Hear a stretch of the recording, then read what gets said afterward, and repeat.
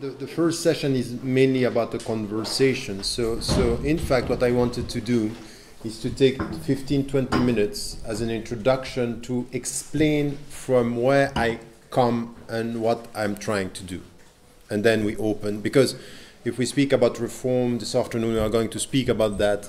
There is a journey that helped me to reach the point I am now, what the questions that I'm asking and what I'm trying to do in all the fields.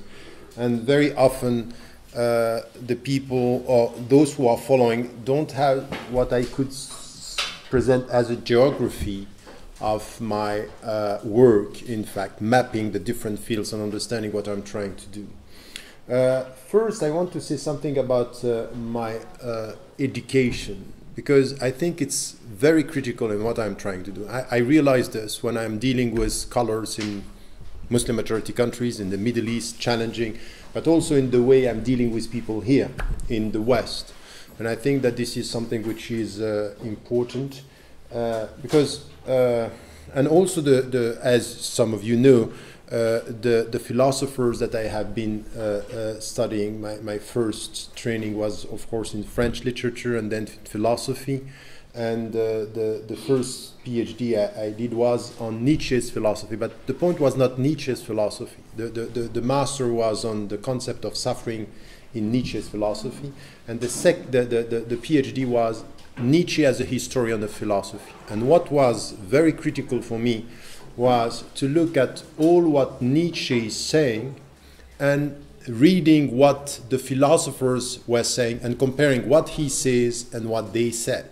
And this comparative thing pushed me to read what they said, the great philosopher from the Greek tradition, Kant, Descartes, Schopenhauer, and on the other side what he was saying, and try to get a sense of the one who was called by Heidegger the last metaphysician, and I think that he's right in the Western philosophy.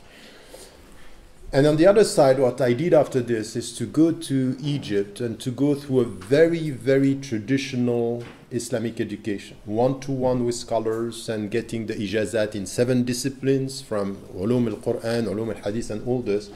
And this was for me not to get the knowledge from in a very traditional way. So these were scholars. I was sitting with them hours and then getting the knowledge. And then from here, trying to get a sense of what I can do with both knowledges, in which way. And it's very interesting with what you said just before about how do we name things from where we are when we speak. I think it's critical, and you will see that it has an impact on everything I'm doing now, in the way I'm dealing with the scriptural, the Islamic reference, the West, and the Muslim majority countries.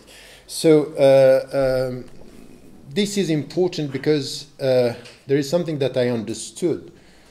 Not only when we talk to the West or in the West, or when you talk to Muslims or among or you are in Muslim setting, is who is speaking? Who are you representing is the second question, but who is speaking and from where? And I think that in what you are saying right now, there is a critical question of the subject. And in philosophical terms, we know this, but from where we are today in the global world, if we don't respond to the global culture with a clear, this is my take on it, by the way, on the clear definition of the subject, who is talking, we might end up having something which is identities, reactions, regionalism, and things that are the opposite of globalization, because we are not clear on who is the and how do we define the subject. And you'll see it happens in everything, or it's everywhere in what I was trying to do. Now, from the start, I tried to work on 3 different fields.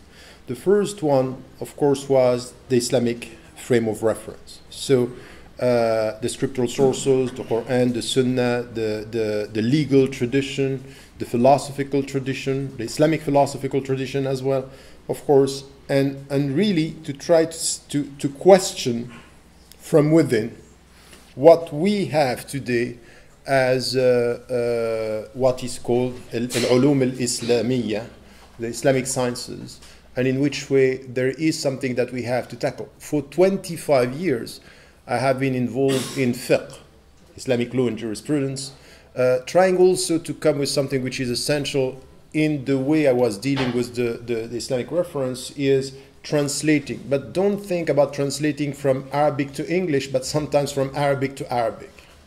It's the very essence of sometimes the way we deal. For example, when we say about fiqh, it's jurisprudence, and we are accepting it sometimes by works coming from Orientalists, or sometimes by people who are Muslims and speaking English or French or European languages.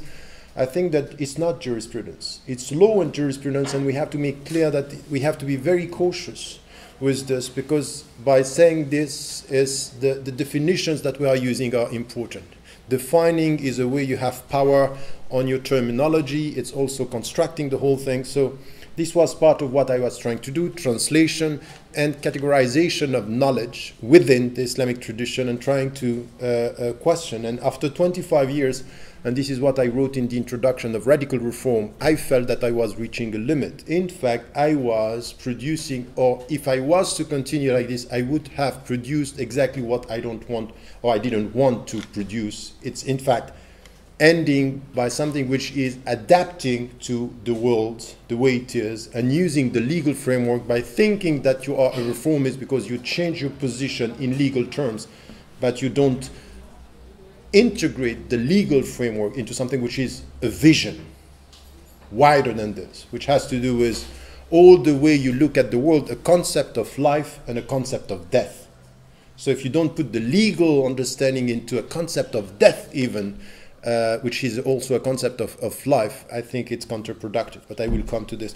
And this was the first field, and the second, as you know, was of course dealing with Muslim majority countries, the questions that we are facing, the challenges, and also the West. I started with the West, with the Muslim presence in the West, and also questioning the West in philosophical terms, which is something that is not understood by many of my fellow Muslims. Say, oh, you know, the book that I wrote about the quest of meaning is not, no, it's not enough Islamic. So you have to be more Islamic.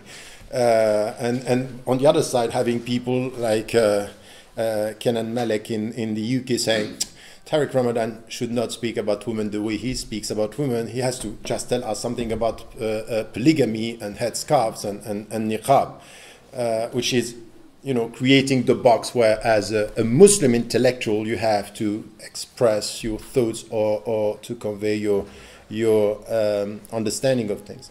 So this was also, so three fields: Muslim majority countries, the West, and then also, I'm sorry with the word, deconstructing this, and trying to, let me put it in that way, problematize.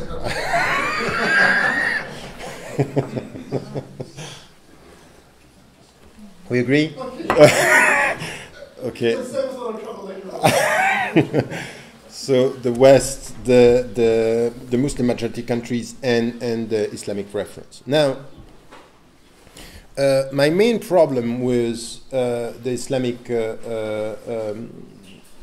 universe of reference, of frame of reference, and what I was trying to do is just, in fact, I realized that in our training, traditional or within universities, in Muslim majority countries, it's quite clear now that the categorization of knowledge and the power which is given to some scholars in different specific field is something that we have to question. Why is it happening now that al-fuqaha have the upper hand on what is the Islamic reference? So we can think, oh, of course, it's morality, it's limits, al-halal wal-haram, that's all fine. But when al-halal al-haram, which in fact is thinking about the means, is taking over when we have to come and to think about the ends, the goals, the vision of Islam. In spiritual term, in philosophical term, who is deciding the categorization of knowledge within Islam? And this is something that where, in fact, it might be that in the course of history, it's not the Muslims. It's a reaction to power and the sense that we are protecting. So the defensive way, less confidence, more legal thought. If you can understand what I'm saying. So, because legal thought is much more about protecting. And at the same time, a vicious way of protecting because it's assertive at the same time. You are very assertive when you put the limits, but you can be assertive in a defensive way. So, and I have been trained by scholars, the great majority of them, I can say they were reformists. But the way they are reformists is something which is reformist within a way you deal with a context, not within the way you deal with a vision.